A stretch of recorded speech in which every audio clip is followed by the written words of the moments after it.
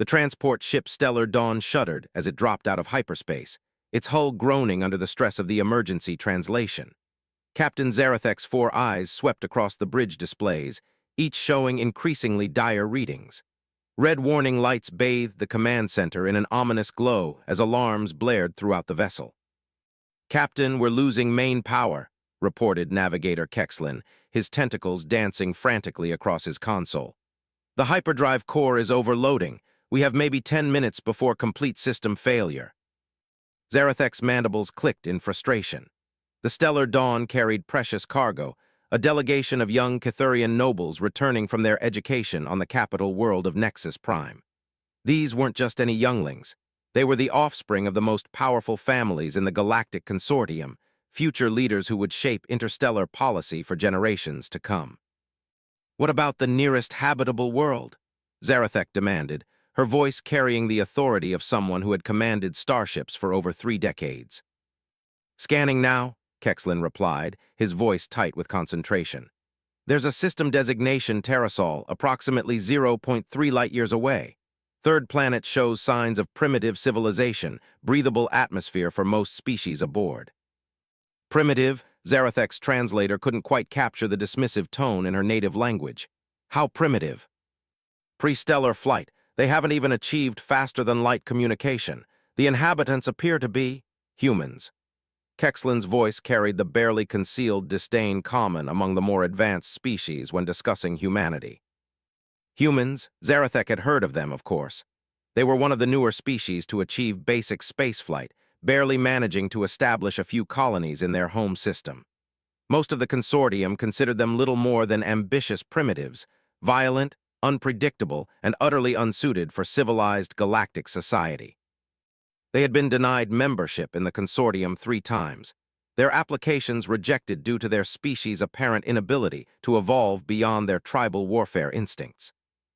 "Captain, we don't have a choice," reported Chief Engineer Vexter from the engine room, his voice crackling through the damaged communication system. "If we don't land within the next 8 minutes, we'll lose life support entirely." Zarathek weighed her options.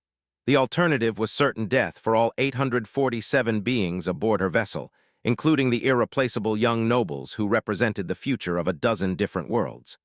The political ramifications of their deaths would be catastrophic, potentially destabilizing the entire consortium. "Set course for the 3rd planet," she ordered reluctantly. "Prepare for emergency landing procedures. Send out a general distress signal on all frequencies." "Captain," interrupted Communications Officer Thellas, "the human world isn't part of the consortium communication network. They won't understand our standard distress protocols."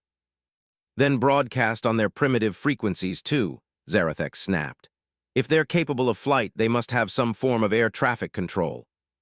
As the Stellar Dawn limped toward Earth, Zarathek reviewed what little information the ship's database contained about humans.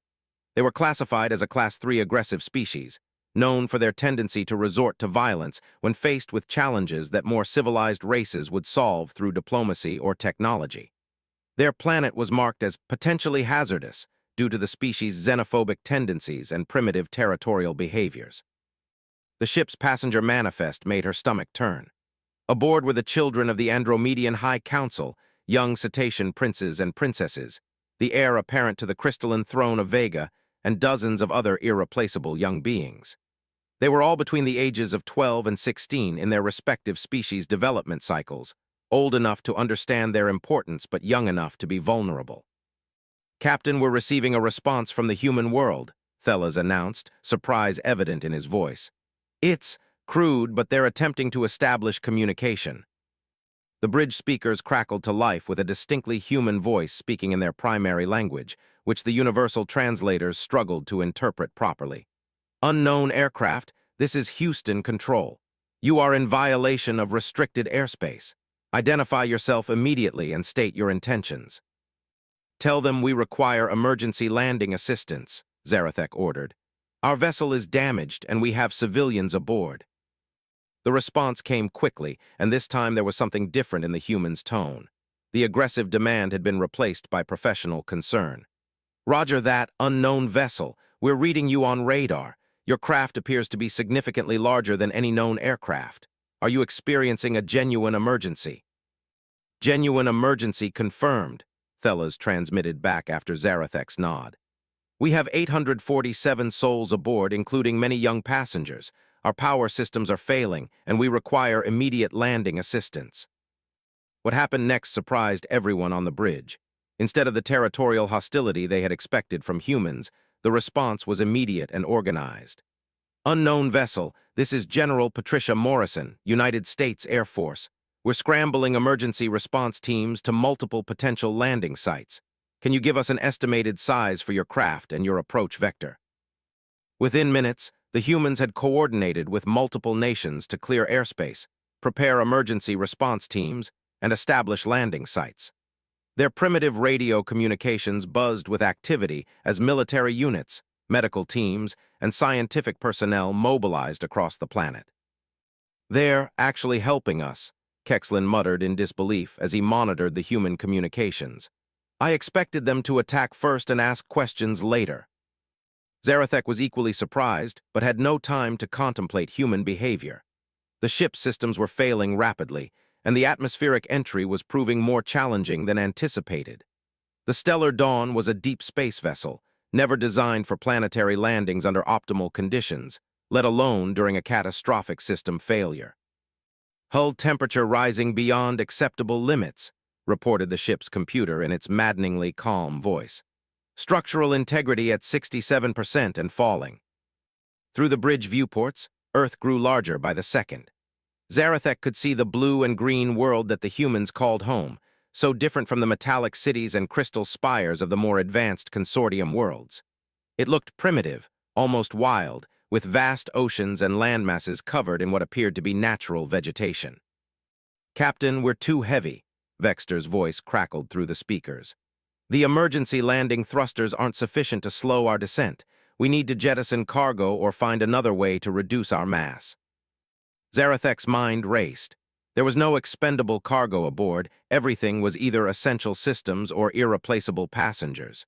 The physics were simple and terrible. They were coming in too fast, and even with the humans' assistance, the impact would likely kill everyone aboard. That's when something unexpected happened. The human communications officer, the one who had identified herself as General Morrison, came back on the frequency with a proposal that defied everything the consortium knew about human nature. "Unknown vessel, we've been monitoring your descent trajectory and energy signatures. Our scientists believe your ship is experiencing catastrophic system failure. We're proposing an emergency intervention, but it will require you to trust us completely." "What kind of intervention?" Zarathek asked, though she wasn't sure she wanted to hear the answer. "We're going to attempt to use our military assets to help slow your descent. It's never been tried before, and honestly, we're not sure it will work. But our calculations suggest it might give you the additional deceleration you need to survive the landing." The bridge fell silent. The humans were proposing to risk their own military assets to help a ship full of beings they had never met, from species they knew nothing about, using technology they didn't understand. "Captain," Kexlin whispered, "their plan might actually work, if they can create additional atmospheric resistance or provide external thrust assistance." "The risk to their personnel would be enormous," Zarathek said, still processing the offer. "Why would they do such a thing for strangers?" As if hearing her question across the void, General Morrison's voice came through the speakers again. "Unknown vessel, we don't know who you are or where you come from, but you said you have children aboard. That's enough for us. We're going to do everything we can to get you down safely." Children, the humans had focused on that single detail, the presence of young passengers, and it had apparently overridden any concerns about species differences, territorial sovereignty, or potential threats. "All stations, prepare for external assistance," Zarathek ordered, making a decision that went against every protocol in the consortium manual. "We're trusting the humans." As Earth filled their viewports, Zarathek found herself wondering if the consortium had been wrong about humanity. Perhaps there was more to these primitives than their crude technology and violent history suggested. Perhaps there was something the more advanced species had missed in their dismissive evaluations. The first human aircraft appeared on their sensors, sleek, primitive by consortium standards, but moving with purpose and precision. More followed, forming up around the descending stellar dawn in what could only be described as a protective formation. Unknown vessel, this is Colonel Sarah Chen, squadron leader. We're going to try something that's probably crazy, but our engineers think it might work. We need you to trust us and follow our instructions exactly. As the damaged alien ship fell toward Earth, its hull glowing with re-entry heat, the young passengers pressed against the viewports. They had been told they were going to a primitive world, populated by violent, backward creatures barely worthy of notice. But looking down at the coordinated response below, at the humans risking everything to save strangers they had never met, some of them began to wonder if their teachers had been wrong. The real test was about to begin, and neither species realized they were about to discover something that would change the galaxy forever. Colonel Sarah Chen had flown combat missions over 3 different continents, survived surface-to-air missiles, and landed damaged fighters on aircraft carriers in storm conditions. None of that had prepared her for what she was attempting now. The alien ship, and there was no other word for it, filled her HUD display like a floating city. Her F-22 Raptor, state-of-the-art by human standards, looked like a tiny insect buzzing around a whale. The vessel was easily 2 kilometers long, its hull a mixture of materials that reflected radar in patterns her instruments couldn't interpret. "Raptor Squadron, this is Houston Control," came the voice of Dr. Amanda Stevens, the NASA physicist who had been hastily recruited for this impossible mission. "We've run the calculations 17 times. The alien ship is coming in at approximately Mach 3.2 and dropping. At that speed, even with their thrusters, impact will be catastrophic." Chen's wingman, Major David Kim, pulled alongside her. Through their encrypted communications, she could hear the controlled tension in his voice. "Sarah, tell me again how we're supposed to slow down a ship that probably masses more than a city block." "Controlled atmospheric compression," Dr. Stevens answered before Chen could respond. "Your aircraft will create a pressure wave ahead of the alien vessel. If we can time it precisely, the compression should provide additional deceleration. Think of it as creating an air cushion." "And if we're off by even a few seconds?" Kim asked. "Then we probably get vaporized by their exhaust, and they still crash," Stevens admitted with scientific honesty. "But our models suggest this is their only chance." Chen looked at her fuel gauge. They had maybe 15 minutes before they'd have to break off for emergency refueling. 15 minutes to save nearly 1,000 alien lives using a plan that existed only in theory.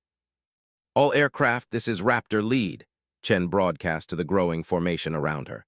"We've got F-22s, F-16s, and apparently someone convinced the Navy to scramble some Super Hornets from the Nimitz asterisk. What we're about to attempt has never been tried, not even in simulation. Anyone who wants to break off and head home, do it now. No questions asked." The radio stayed silent. 12 of humanity's most advanced fighter aircraft maintained their formation around the descending alien ship. "That's what I thought," Chen muttered, then switched to the frequency the aliens were monitoring. "Unknown vessel, this is Raptor Lead. We're going to need you to adjust your descent angle by approximately 15 degrees and reduce your thruster output by half when we give the signal. Can you do that?" The response came in a voice that was clearly female, though the accent was like nothing Chen had ever heard. "Raptor Lead, this is Captain Zarathek of the Stellar Dawn asterisk. We will attempt to comply with your instructions. Please be aware that our maneuvering capability is severely limited." "Understood, Captain. We're going to get you down safely." What Chen didn't mention was that she had no idea if that was true. The plan required precision timing, perfect coordination, and a healthy dose of luck. The physics were sound in theory, but theory and reality had a complicated relationship when it came to atmospheric dynamics at hypersonic speeds.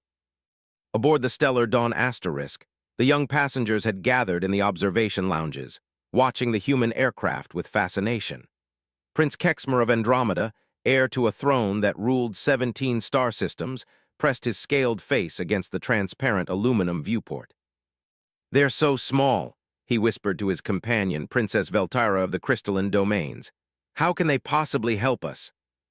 Veltara, whose species had evolved from crystalline matrices and viewed most biological life forms as inferior, found herself strangely moved by the formation of human aircraft. "They came anyway," she said quietly. "Knowing they might die, they came anyway." In another section of the ship, Dr. Wexlin, the expedition's xenobiologist, was frantically reviewing his files on human behavior. Nothing in the consortium's data suggested that humans were capable of such selfless coordination. The official reports described them as aggressive, territorial, and primitive, barely evolved beyond their ancestral pack hunting behaviors. "This doesn't match our intelligence at all," he muttered to his research assistant, a young cetacean scholar named Bluffin. "According to our data, humans should have attacked us on sight or at minimum demanded something in return for their assistance." Bluffin, whose aquatic species had only recently achieved spaceflight themselves, was equally puzzled. "Perhaps our information is incomplete or outdated." Before Wexlin could answer, the ship's intercom crackled to life with Captain Zarathek's voice. "All passengers and crew, prepare for emergency deceleration maneuvers. Our human escorts are attempting an unprecedented rescue operation. Secure yourselves immediately." Outside, Colonel Chen was making final adjustments to her flight path. The alien ship was now close enough that she could see details on its hull, what looked like viewing ports, docking bays, and structures that might have been defensive installations. The fact that those weapons hadn't been activated was not lost on her. "Raptor Squadron, form up for compression wave generation," she commanded. "We're going to create a rolling pressure wave starting from the bow and moving aft. The goal is to build a cushion of compressed air that will provide additional resistance." The maneuver required each aircraft to position itself at a specific point relative to the alien ship, then fire their afterburners in sequence. The timing had to be perfect. Too early and the pressure wave would dissipate before the ship reached it. Too late and they'd be caught in the ship's wake turbulence. "Raptor 2, beginning approach," Kim reported as he pulled ahead of the formation. "3 in position. 4 ready. 5 through 12 standing by." Chen watched her altimeter spin down as they descended through the atmosphere. 20,000 feet, 15,000, 10,000. At 5,000 feet, they'd have to break off regardless of whether the maneuver worked. Below that altitude, the alien ship's exhaust would cook them alive. "Dr. Stevens, we need that timing mark," Chen called to Houston Control. "Calculating now," came the tense reply. "Alien vessel is at optimal approach angle. Begin sequence in 3, 2, 1, mark." "Raptor 2, light them up," Chen commanded. Major Kim triggered his afterburners, sending twin cones of superheated exhaust directly into the path of the alien ship. The effect was immediate and dramatic. A visible shockwave rippled through the air ahead of the descending vessel. 3 go. 4 go. One by one, the human fighters created a cascading wall of compressed air directly in front of the stellar Dawn Asterisk. The alien ship hit the pressure wave like a boat striking a sandbar, its descent rate immediately beginning to slow. "It's working," Dr. Stevens shouted over the radio. "The alien vessel's descent rate has decreased by 37%. But the maneuver was taking its toll on the human aircraft. The extreme forces generated by flying in close formation at these speeds, combined with the massive turbulence from the alien ship, were pushing both pilots and machines to their absolute limits. "Raptor 7 reporting engine stress warnings," came a strained voice from one of the pilots. 8 has hydraulic alarms going off.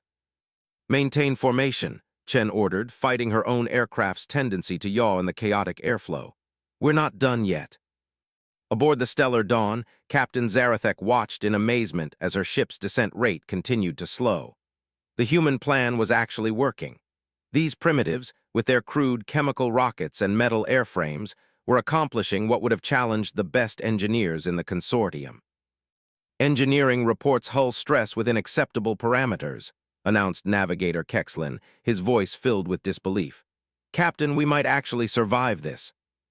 But Zarathek was watching something else on her displays. The human aircraft were taking tremendous punishment from the turbulence and heat. Their energy signatures showed systems operating far beyond normal parameters. These beings were literally risking their lives with every second they remained in formation. "Raptor lead," she transmitted. "Your aircraft appear to be experiencing significant stress. You should break off before." "Negative, Captain," Chen's voice cut through the static. "We're staying with you until you're down safe." "But your people could die." There was a moment of silence before Chen replied, and when she did, her voice carried something that the universal translator couldn't quite capture. a quality that resonated with every parent on the alien ship. "Captain, you said you have children aboard, so do we back home. We're not leaving." Princess Veltara, still pressed against the viewport, felt something she had never experienced before, a crystalline matrix resonance that her species associated with profound emotional connection. These humans were willing to die for beings they had never met, simply because they were young and in danger. "Approaching landing site," Chen reported as they descended through 3,000 feet. "Alien vessel, can you see the marked runway below?" Zarathek looked down at what the humans had prepared in the short time since they had received the distress call. It wasn't just a landing strip, it was an entire emergency response operation. Fire trucks, ambulances, and vehicles she didn't recognize were positioned around a hastily extended runway. Lights marked the approach path, and she could see that the humans had actually moved buildings to create a longer landing area. "Confirmed, Raptor lead. We see the landing site." "You're going to overshoot the runway," Chen warned. "Your ship's too big and still moving too fast." "We know," Zarathek replied grimly. "We're going to have to make a controlled crash landing." That's when Colonel Chen made a decision that would be talked about for generations. "Negative, Captain. Raptor Squadron, we're going to escort them all the way down. Continue the pressure wave right to ground level." "Sarah, that's suicide," Kim transmitted on their private frequency. "We'll never pull up in time." "Then we don't pull up," Chen replied calmly. "We ride it down with them." Dr. Stevens' voice crackled through from Houston Control. "Raptor lead, you do not have clearance for that maneuver. Repeat, you do not have clearance." "Sorry, Control," Chen replied, "but I think we're already committed to this course of action." As the Asterisk Stellar Dawn approached the ground, 12 human pilots made the conscious decision to risk everything for beings they had never met, from worlds they had never seen, carrying the future of civilizations they knew nothing about. The ground rushed up to meet them all. The impact shook the Earth for miles around. The Stellar Dawn struck the hastily extended runway at nearly 200 miles per hour, its hull screaming against the reinforced concrete that the humans had somehow constructed in less than 6 hours. Sparks flew in brilliant cascades as the alien ship's emergency landing skids carved deep furrows in the tarmac. Colonel Chen and her squadron had broken off at the last possible second, pulling up so hard that 2 of the pilots briefly lost consciousness from the G-forces. As they climbed away from the crash site, they could see the alien ship sliding sideways down the runway, shedding pieces of hull plating, but miraculously staying in one piece. "All aircraft sound off," Chen commanded, her voice tight with the strain of the emergency maneuver. One by one, her pilots reported in. Damaged aircraft, stressed engines, and rattled nerves, but all 12 fighters were still flying. It was nothing short of miraculous. "Raptor lead, this is ground control," came a new voice, Colonel James Rodriguez, commander of the emergency response teams. "The alien ship has come to a complete stop. No signs of fire or immediate structural failure. We're moving emergency teams into position now." Chen could see the organized chaos below as hundreds of emergency personnel swarmed toward the alien vessel. Fire trucks from 6 different states had been hastily assembled, along with medical teams, hazmat specialists, and what looked like every military and civilian expert the United States could mobilize on short notice. "Raptor lead to unknown vessel," Chen transmitted. "Captain, how do you copy? What's your status?" Static filled the radio for several long seconds before Captain Zarathek's voice came through, shaky but alive. "Raptor lead. We copy. All systems are down, but we're alive, all of us. I don't know how to thank you." "No thanks necessary, Captain. Just glad everyone made it." But as Chen spoke, she was already thinking about what came next. They had just made contact with an alien civilization, saved nearly 1,000 extraterrestrial beings, and proven that humanity could rise to challenges beyond anything they had ever faced. The world was about to change forever. Aboard the Stellar Dawn Asterisk, the aftermath of the landing was organized chaos. Emergency lighting had kicked in when the main power systems failed during impact, casting everything in an eerie blue glow. Captain Zarathek pulled herself from her command chair, her body aching from the deceleration forces, and began coordinating damage assessment and evacuation procedures. "All department heads, report status," she commanded through the ship's emergency communication system. "Engineering here. came Chief Engineer Vexter's voice. Main power is completely offline, but life support is functioning on backup power. We've got hull breaches in sections 7 through 12, but the emergency force fields are holding. We're going to need external assistance for major repairs. Medical bay reporting, added Dr. Kyleth. We have approximately 50 injured passengers and crew, mostly minor trauma from the impact. Several of the younger passengers are experiencing shock, but nothing life-threatening. Security reporting all stations secure. No signs of structural collapse in critical areas. Zarathek felt a wave of relief wash over her. They had survived not just the system failure, but an emergency landing on an alien world. More importantly, every single one of the young passengers was alive and relatively unharmed. Captain, Navigator Kexlin approached, his normally pristine uniform torn and stained. The humans are attempting to establish communication. They're asking permission to approach the ship and offer medical assistance. Zarathek considered this carefully. First contact protocols were clear, no unauthorized contact with primitive species under any circumstances. But these weren't normal circumstances. These primitives had just risked everything to save them, and they desperately needed help. Open a communication channel, she decided. The main view screen flickered to life, showing a human face for the first time. It was Colonel Rodriguez, his features weathered and serious but with kind eyes that reminded Zarathek of her own father. Behind him, she could see dozens of human emergency vehicles and personnel. Captain Zarathek, Rodriguez said, his words translated smoothly by the ship's computers. I'm Colonel James Rodriguez, United States Air Force. We have medical teams standing by and engineers who might be able to help with your ship systems. Do you need immediate assistance? Colonel Rodriguez, Zarathek replied. We have injured aboard and our power systems are completely offline. However, I must warn you, many of my passengers breathe different atmospheric mixtures than humans. Direct contact could be dangerous to both species. We've anticipated that, Rodriguez nodded. We have hazmat protocols and isolation procedures ready. Our medical teams include specialists in xenobiology, theoretical xenobiology until today. We're prepared to work with whatever requirements your people have. Dr. Wexlin, who had been monitoring the conversation, stepped forward. Captain, with respect, how can they possibly have specialists in xenobiology? They've never encountered alien species before. Rodriguez seemed to hear the comment through the translation system. Actually, Doctor, we've been thinking about this possibility for decades. We may not have met aliens before, but we've been preparing for it. SETI, NASA, our medical and scientific communities, we've run scenarios and developed protocols for exactly this situation. The revelation was stunning. Humans had been preparing for first contact despite having no evidence that they would ever encounter alien life. They had devoted resources and planning to something that was purely theoretical. That's remarkable, Dr. Wexlin murmured. What do you need from us right now? Rodriguez continued. Our priority is getting medical attention to anyone who needs it. Then we can work on longer-term solutions for your ship and getting you back to space. Princess Veltara, who had been listening to the exchange, whispered to Prince Kexmer. They're offering to help us leave.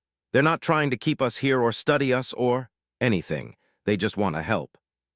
Kexmer, whose species had conquered 6 worlds in their expansion across the stars, was equally amazed.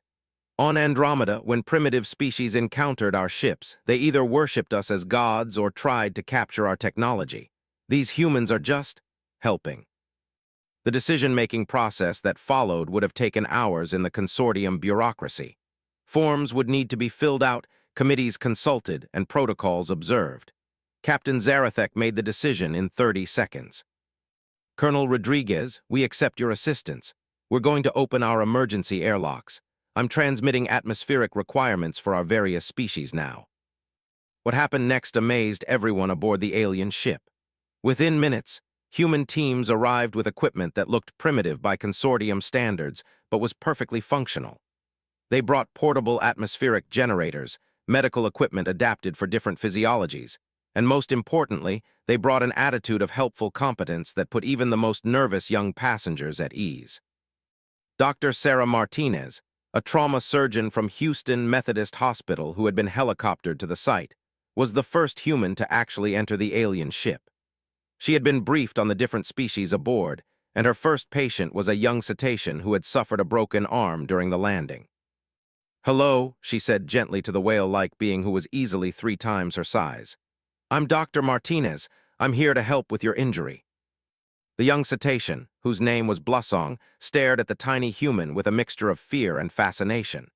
Cetaceans were one of the oldest species in the consortium, with a proud tradition of intellectual superiority. They viewed most other species as mentally inferior, and humans were supposedly among the most primitive of all intelligent life. But as Dr. Martinez examined the injury with gentle, competent hands, explaining each step of her treatment in calm, reassuring tones, Blusong found his assumptions crumbling. This human was clearly intelligent, well-trained, and completely focused on helping someone she had never met from a species she had never encountered. "Your species develops such interesting bone density," Dr. Martinez commented as she prepared a splint. "The calcium matrix is much more complex than human bones. We'll need to adjust our treatment accordingly, but the basic principles should be the same." "You understand our physiology?" Blusong asked in amazement. "Well, I have a doctorate in comparative anatomy, and we've been studying evolutionary biology for a long time," Martinez replied as she carefully secured the splint. "Your species appears to be descended from aquatic mammals, which is actually very similar to early human evolutionary patterns. The bone structure follows logical adaptations for your environment." Meanwhile, in another section of the ship, Army Corps of Engineers specialists were working with Chief Engineer Vexter to assess the Stellar Dawn S power systems. Master Sergeant Elena Vasquez, a career military engineer, was crawling through access tunnels that were never designed for human-sized beings, trying to trace the damage to the ship's main power grid. "The energy distribution system is fascinating," she called out to Vexter, who was monitoring from the main engineering console. "It's based on crystalline matrices rather than metallic conductors, much more efficient than anything we use." Vexter, who had spent decades perfecting consortium engineering techniques, found himself impressed despite his prejudices. "You understand the principles involved." "Energy is energy," Vasquez replied, her voice echoing from deep within the ship's systems. "The delivery method might be different, but the fundamental physics are the same. I think we can reroute around the damaged sections using your backup grid, but we'll need to recalibrate the power flow to match your requirements." What surprised Vexter was not just that the human understood the concepts, but that she was working on solutions rather than simply studying the alien technology for her own benefit. Every tool she used, every modification she suggested, was aimed at getting the Stellar Dawn functional again, not at gaining advantages for humanity. On the bridge, Captain Zarathek was experiencing her own revelation. Colonel Rodriguez had established a command center right outside the ship and was coordinating not just the emergency response, but long-term planning for the aliens' needs. "We've contacted the International Space Agency," he was explaining. "They're already working on launch systems that could carry replacement parts to your ship. NASA thinks they can have a heavy-lift vehicle ready within 60 days. "You would do that?" Zarathek asked. "Help us repair our ship so we can leave." Rodriguez looked genuinely puzzled by the question. "Of course, this is your ship and you have places you need to be. Our job is to help you get there safely." The concept was so foreign to consortium thinking that Zarathek had trouble processing it. When a more advanced species encountered a less advanced one, the standard procedure was exploitation, subjugation, or at best, benevolent neglect. The idea of equals helping equals, despite obvious technological disparities, was almost revolutionary. "Colonel," she said carefully, "your species is not a member of the Galactic Consortium. You haven't achieved faster-than-light travel, and your technology is centuries behind ours. By all standard measurements, you would be classified as a primitive species." "Maybe by your standards," Rodriguez agreed without offense. "But that doesn't change the fact that you needed help and we were able to provide it." "But why? What do you gain from this?" Rodriguez was quiet for a moment, then he smiled, an expression that the translator couldn't convey but that somehow communicated warmth and genuine humor. "Captain, you've got kids on this ship. We've got kids back home. Sometimes that's all the reason you need." As night fell over the crash site, something unprecedented was happening. Humans and aliens were working together as equals, sharing knowledge, solving problems, and building trust across the vast gulf of species and technology. The young alien passengers, who had been taught that humans were barely evolved primitives, were discovering something that would reshape their understanding of intelligence, civilization, and what it truly meant to be advanced. And deep in space, automated monitoring stations were detecting something unusual: the activation of ancient emergency beacons that had been dormant for millennia. The rescue of the stellar dawn had been noted by intelligences far older and more powerful than anyone could imagine. The stars were indeed beginning to answer. 3 weeks after the landing, the crash site had transformed into something unprecedented in galactic history: a fully functional mixed-species research and repair facility built from scratch by human ingenuity and alien knowledge working in harmony. The young alien passengers had become unexpected ambassadors, spending their days working alongside human scientists, engineers, and medical personnel. What had started as a rescue mission had evolved into the most significant cultural exchange in the history of both civilizations. Princess Veltara stood in the temporary laboratory that NASA had constructed around the stellar dawn asterisk, watching Dr. Amanda Stevens work with a piece of crystalline technology that was older than human civilization. The human physicist was running calculations on primitive computer equipment while simultaneously interfacing with consortium quantum processors, bridging technologies separated by thousands of years of development. The mathematical principles are identical, Stevens was explaining to a mixed group of human and alien students. Whether you're working with crystalline matrices or silicon semiconductors, you're still manipulating electromagnetic fields according to the same fundamental laws. Prince Kexmer, who had been educated in the finest academies on Andromeda Prime, found himself asking questions he had never thought to consider. Dr. Stevens, your species achieved these calculations without quantum processing cores. How is that possible? Stevens smiled, her enthusiasm for the subject infectious even across species barriers. We had to develop alternative approaches. Sometimes limitations force innovation. Your quantum cores are incredibly elegant, but our mechanical computers taught us to break complex problems into simpler components. Inefficient, commented Dr. Wexlin, though his tone carried curiosity rather than dismissal. Absolutely, Stevens agreed cheerfully. But it gave us a different perspective on problem solving. Sometimes the long way around teaches you things you miss on the direct path. The conversation was interrupted by an urgent announcement from the main command center. All senior personnel report to communications immediately. Priority Alpha message incoming. Captain Zarathek arrived at the communications array to find Colonel Rodriguez and Dr. Stevens already present, along with several other key personnel from both species. The message was coming through on channels that required the highest levels of consortium security clearance. Captain, transmitted a stern voice that Zarathek recognized with growing dread. This is Admiral Kethvar of the Consortium Fleet Command. You will explain immediately why our monitoring stations are detecting unprecedented energy signatures from your location. Zarathek felt her blood chill. Admiral Kethvar was known throughout the consortium as a hardliner who viewed any deviation from established protocols as tantamount to treason. His arrival could mean the end of everything they had built here. Admiral, she responded carefully, we suffered a catastrophic system failure and were forced to make an emergency landing. The local species provided rescue assistance, and we are currently effecting repairs. The local species, Kethvar's voice carried unmistakable disdain, are primitive humans.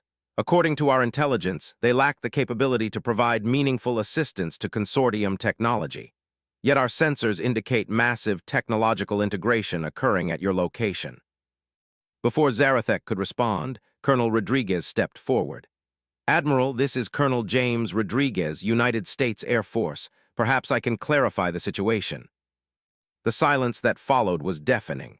Finally, Kethvar's voice returned, laden with disbelief. Did a human just interrupt a consortium military communication? With respect, Admiral, Rodriguez continued, we're not part of your consortium, so your protocols don't apply to us. We're sovereign beings on our own world, and we've been providing assistance to Captain Zarathek's people as equals and allies. Equals, the word seemed to stick in Kethvar's throat. You are a pre-stellar species. You have no understanding of the technologies involved, no concept of the galactic political implications, and no authority to involve yourselves in consortium affairs. That's when Dr. Stevens made a decision that would change everything.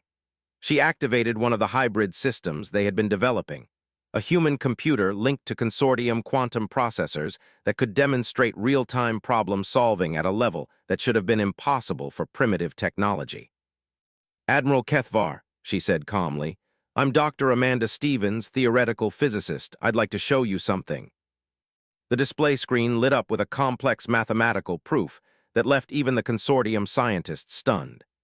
Stevens was demonstrating a solution to the unified field equations that had puzzled galactic scientists for generations, using human mathematical techniques enhanced by alien quantum processing. How is this possible? Kethvar demanded. Different approaches, Admiral, Stevens replied. Your people developed quantum processing to brute force complex calculations. We developed analytical mathematics to break impossible problems into solvable components. When you combine our approaches, you get results that neither species could achieve alone. The implications were staggering. For the first time in consortium history, a supposedly primitive species had demonstrated not just competence, but innovation that advanced galactic knowledge. Dr. Wexlin, who had been quietly documenting everything, stepped forward. Admiral, I must report that our assumptions about human capabilities have been fundamentally flawed. In the past 3 weeks, I have observed innovations, problem-solving approaches, and collaborative techniques that surpass anything I have seen in 30 years of xenobiological research. Explain, Kethvar commanded. The humans don't just solve problems, Admiral. They solve problems while simultaneously teaching others how to solve them. They share their knowledge freely, even when it provides no direct benefit to their species. They have spent 3 weeks helping us repair our ship with no expectation of reward or technological exchange. Young Blussong, the cetacean who had been treated by Dr. Martinez, found the courage to add his voice. Admiral, the humans saved us. Not because they had to, not because they could gain something from it, but because we needed help. Their pilots risked their lives for strangers. Their doctors treated us without asking for payment. Their engineers worked day and night to fix our ship so we could go home. Princess Veltara stepped forward as well. I have been educated in the finest institutions in the crystalline domains, Admiral. I was taught that intelligence was measured by technological advancement, and that primitive species were to be avoided or exploited. But these humans have shown me something I never learned in school, that true intelligence includes wisdom, compassion, and the ability to see beyond your own immediate needs. Admiral Kethvar's response was a long time coming. When it finally arrived, his tone had changed completely. Captain Zarathek, you will maintain your current position. I am dispatching a full diplomatic mission to your location. It appears the consortium has some reevaluating to do. But even as the communication ended, new signals were being detected across the galaxy. Ancient monitoring systems, installed by civilizations so old their names were forgotten, were activating for the first time in millions of years.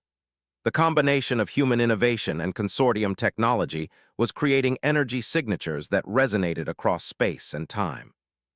Dr. Stevens noticed it first on her instruments. That's odd, she murmured, studying readings that defied conventional physics. We're getting massive subspace resonance patterns. It's like our experiments are echoing through dimensions. Chief Engineer Vexter confirmed her readings from the consortium sensors. Dr. Stevens is correct. The energy patterns we're generating are propagating through hyperspace at speeds that should be impossible. It's as if we're activating some kind of ancient network. Before anyone could respond, every screen in the facility lit up with an incoming transmission unlike anything they had ever seen. The signal was coming from everywhere at once, from space, from Earth's own geology, from the quantum foam itself. Greetings, said a voice that seemed to speak directly to their minds rather than their ears. We are the Watchers. For millions of years, we have observed the rise and fall of civilizations across the galaxy. We have waited for the emergence of a species that could demonstrate the qualities necessary for the next stage of galactic evolution. The assembled humans and aliens stared in shock as the voice continued. Intelligence alone is not enough. Technological advancement alone is not enough. We have seen countless species achieve both, only to destroy themselves or others through lack of wisdom. But today, we have observed something remarkable. Images began to appear on the screens. Scenes from the rescue mission, humans and aliens working together, the sharing of knowledge without expectation of return, the willingness to risk everything for strangers. Humanity has demonstrated the rarest quality in the galaxy, the ability to act with wisdom and compassion even when faced with the unknown. And the young consortium citizens have shown the ability to learn and grow beyond the limitations of their conditioning. Together, you have created something that has been absent from this galaxy for too long, true cooperation between species. Colonel Rodriguez found his voice first. Who are you? What do you want from us? We want nothing, Colonel Rodriguez. We offer everything. The galaxy stands at a crossroads. The old ways of expansion and exploitation have reached their limits. New challenges require new approaches, the kind of thinking that emerges when different perspectives combine in harmony.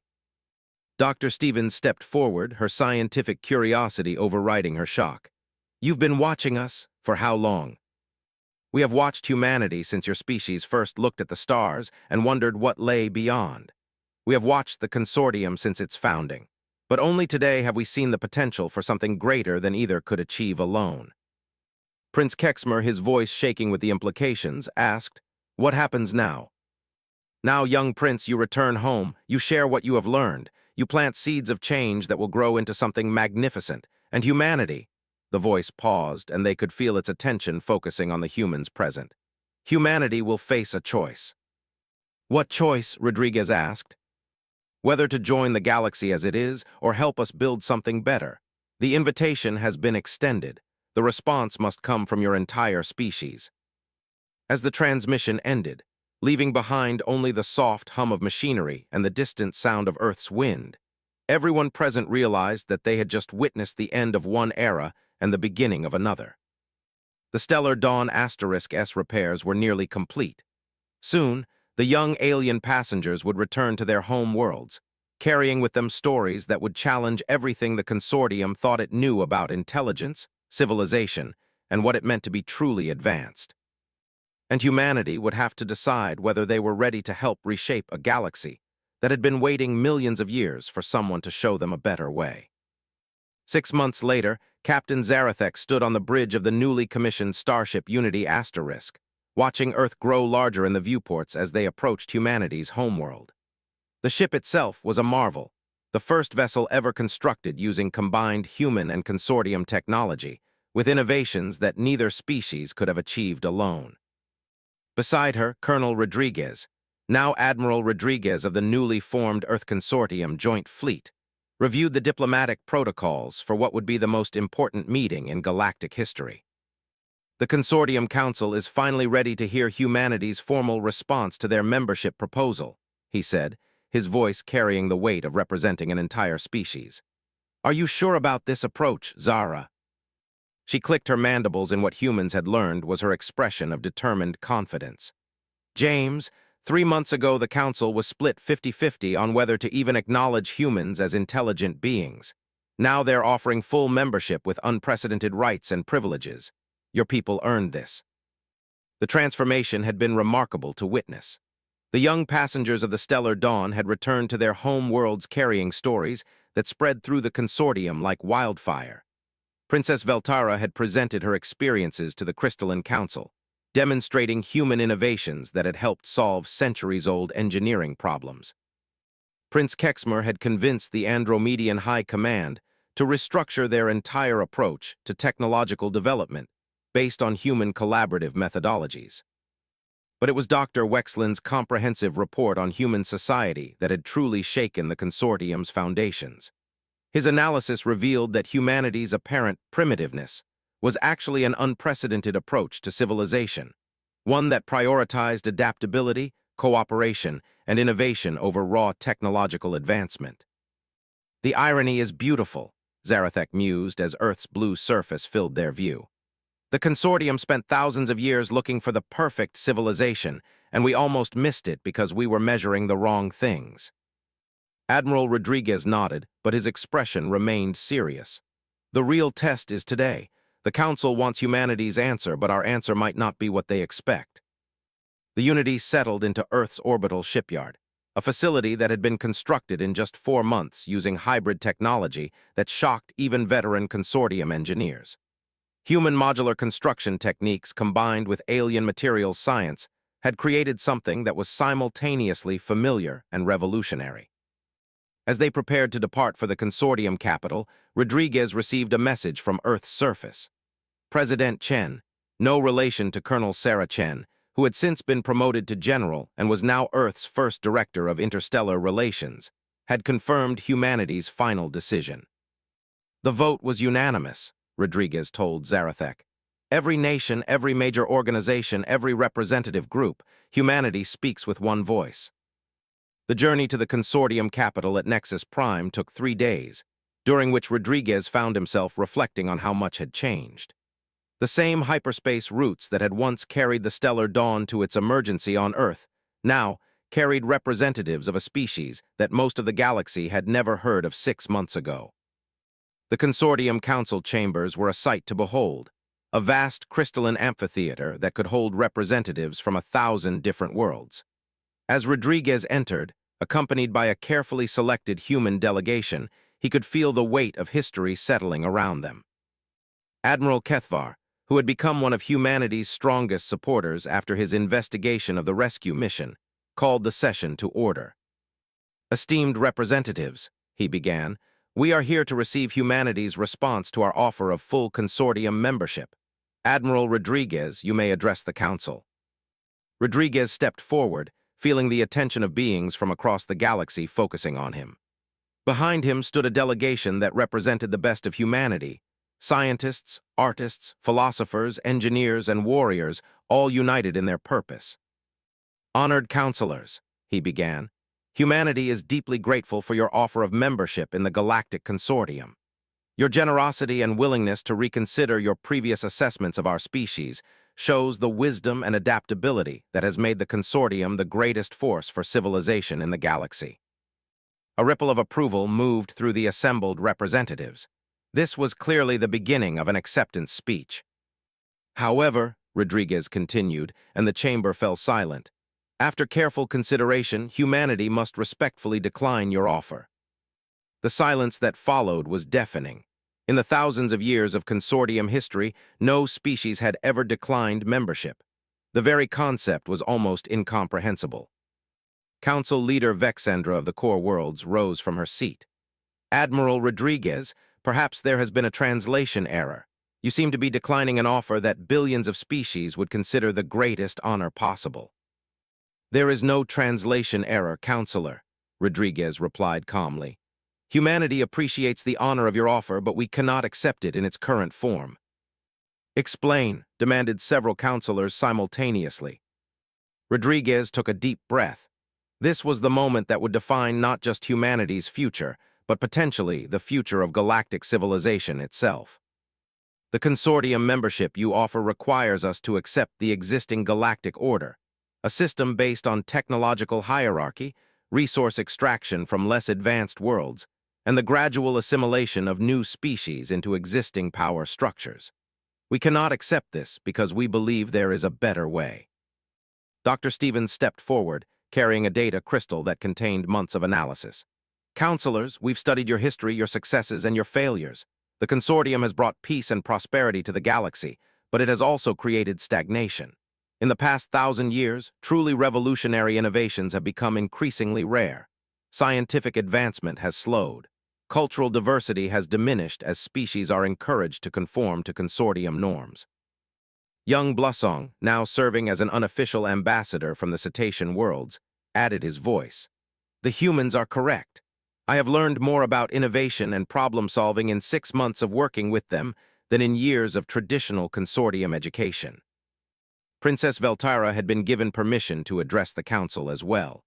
"The humans have shown us that strength comes not from technological superiority, but from the ability to work with others as equals. They saved us not because they were more advanced, but because they were more collaborative."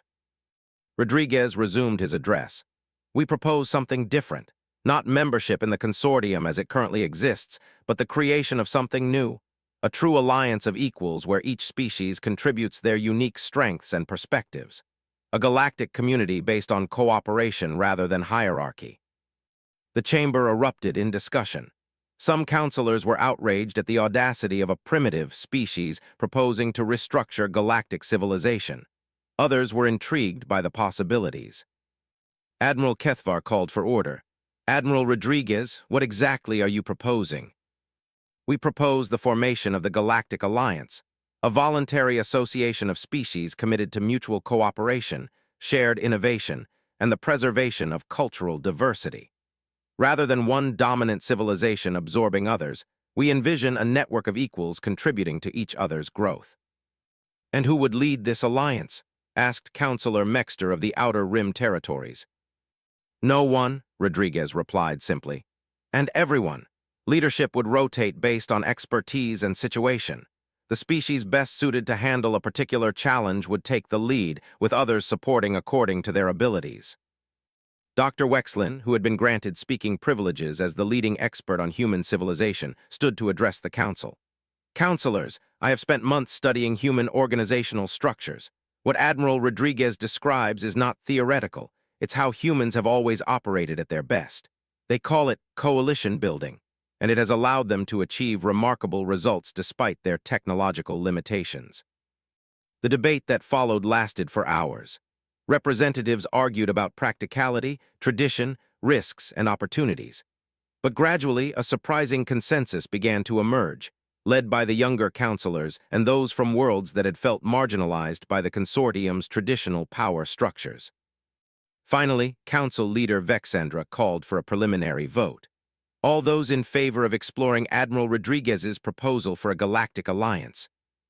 The results were closer than expected. 847 votes in favor, 623 opposed, with 200 abstentions. It wasn't a mandate, but it was enough to proceed. "The Council will establish a committee to work with human representatives in developing the framework for this proposed galactic alliance," Vexandra announced. "This process will take months, possibly years, and there is no guarantee of success." Rodriguez smiled. "Counselors, the best achievements in human history have come from attempting things that seemed impossible. We're not afraid of the challenge." As the session adjourned, Captain Zarathek approached Rodriguez with something approaching pride. "James, do you realize what you've just done? You've convinced the most powerful organization in the galaxy to completely rethink everything they thought they knew about civilization." "We convinced them together, Zara," Rodriguez corrected. "This never would have been possible without the friendships and alliances that grew out of our first contact. The young people who were aboard your ship, the relationships we built during those 3 weeks, that's what really changed everything." As they prepared to return to Earth to begin the complex work of building a new kind of galactic civilization, a message arrived that put everything in perspective. It came from the Watchers, the ancient beings who had observed their first collaboration. "The first step has been taken. The galaxy watches with hope for the first time in eons. The stars have answered, and the response is worthy of the call. Continue the journey, the best is yet to come." Looking out at the vast expanse of space, Rodriguez felt the weight of responsibility and the thrill of possibility in equal measure. Humanity had been offered everything they had ever dreamed of, and had chosen instead to reach for something even greater. The human fell, the predator cubs had howled for help, and the stars had indeed answered. But the answer wasn't rescue or salvation. It was an invitation to help build something magnificent together. In the months and years that followed, the Galactic Alliance would face challenges that tested every species involved. There would be setbacks, conflicts, and moments when the old ways seemed easier. But the foundation had been laid by a simple act of courage. When strangers fell from the sky, humanity had chosen to help. And in helping others, they had discovered something that would reshape the galaxy forever: the power of choosing cooperation over domination, wisdom over mere intelligence, and hope over fear. The stars had called, and humanity had answered not as servants or masters, but as partners in building a better tomorrow for everyone.